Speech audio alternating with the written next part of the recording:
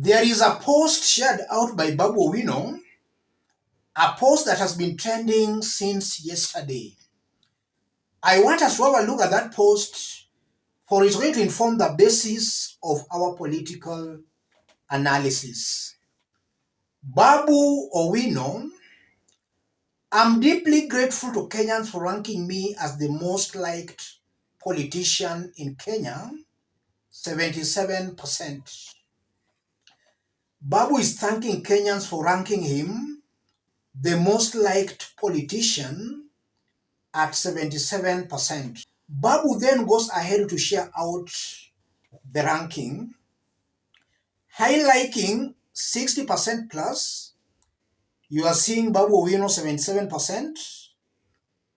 We are seeing Matiangi 76%, Uhuru Kenyatta 75%, Maraga 69%, Sifuna 67%, Natembeya 66%, Okiya Omtata 65%, Ndindi Nyoro 64%, Kalonzo Musyoka 63%, and then Martha Karua at 60%.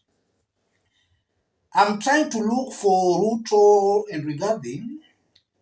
I'm seeing Rigathi at 46%, and then down there I'm seeing William Ruto at 37%.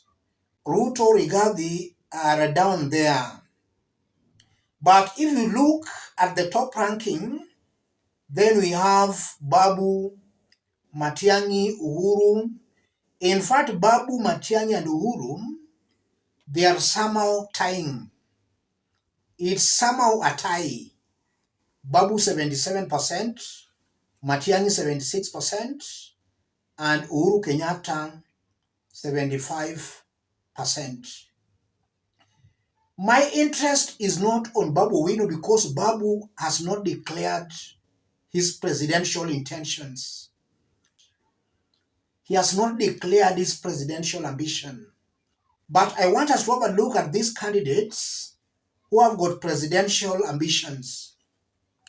If you look at those candidates, Matiangi leads with 76%, followed by Maraga, 69%, and then we have Okiya Omtata, 65%, then Kalonzo, 63%, and then we have Rigathi down there and Ruto down there. What does all that mean, ladies and gentlemen? Let me start by saying this, and Kenyans should not misunderstand me. In this forum, we stick by the truth, and it's only the truth we talk about. If the opposition wants to have a chance against Ruto, if at least they want to give William Ruto a run for his money, they should rally behind Fred Matiangi. This is something I keep on saying here. The only opposition candidate who can have a chance against Ruto, that will be Fred Okengo Matiangi.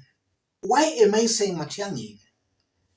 Look at Matiangi's support base across the country. Matiangi is being supported by almost all Kenyan communities. You'll find a Jaluo supporting Matiangi, Mkamba supporting Matiangi, Kikuyu supporting Matiangi, Kalenjin supporting Matiangi. But if you look at these other candidates, Rigathi will only be supported by a section of the Kikuyus, not even the entire Kikuyu. Kalonzo will be supported mainly by the Kamba community. All these other leaders, they'll only be supported by their communities. That's how William Ruto will beat them. But for Matiangi, Matiangi's support cuts across all tribes in Kenya. The moment opposition will have Matiangi as its candidate, maybe for once, Kenyans might abandon their ethnic voting. We might see Kenyans abandoning their ethnic voting. Be rest assured that if Rigathi will be the opposition's candidate, Kenyans will go back to their ethnic cocoons. Same to Kalonzo Musyoka, same to the likes of Eugene, same even to George Natembea. The only candidate who might change that is Frederick Okengo Matiangi. Not that Matiangi is an angel, but if you look at the available options, Matiangi is a lesser evil. Not that he's good or he's flawless, but he's a lesser evil than these other candidates. What about William Samoei Ruto?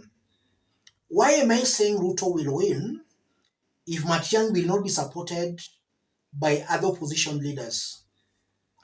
Ruto will win because Kenyans prefer voting along ethnic lines.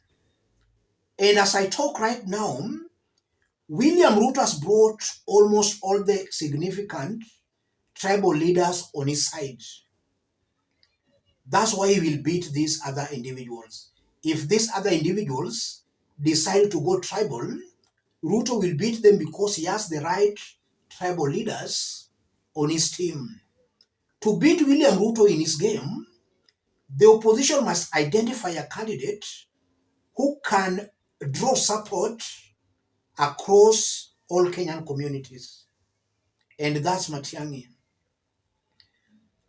William Ruto is not that much loved. What is pushing Kenyans into supporting Ruto is this fear that Rigathi Gachagua is the engine controlling opposition politics. So Kenyans are left with that choice, either to go with Ruto or to go with Rigathi. And I've always explained that whether Rigathi will be a candidate or not, he will be the engine running opposition politics. That's something I've always explained.